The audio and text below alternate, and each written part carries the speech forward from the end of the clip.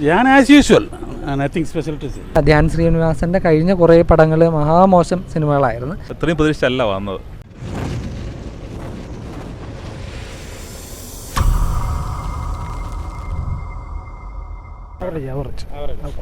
കൊള്ളാം.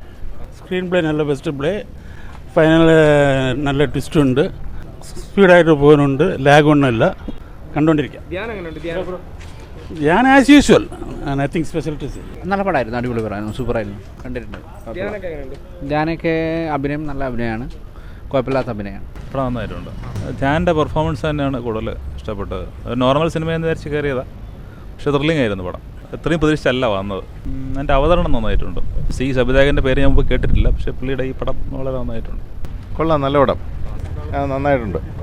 നല്ല സിനിമയാണ്, കണ്ടുകൊണ്ടിരിക്കുക.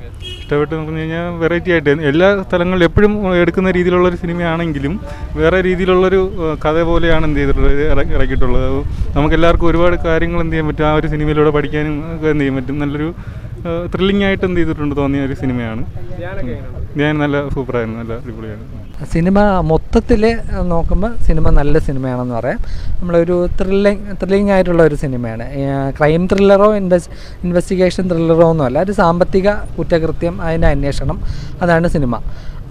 പിന്നെ ധ്യാൻ ശ്രീനിവാസൻ്റെ കഴിഞ്ഞ കുറേ പടങ്ങൾ മഹാമോശം സിനിമകളായിരുന്നു.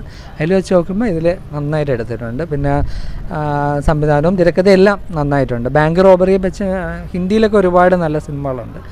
അതേപോലെ നമ്മൾ മലയാളത്തിൽ അങ്ങനെയുള്ള വിഷയം കൈകാര്യം ചെയ്യുന്ന ഒരു നല്ല സിനിമയാണെന്ന് പറയാം.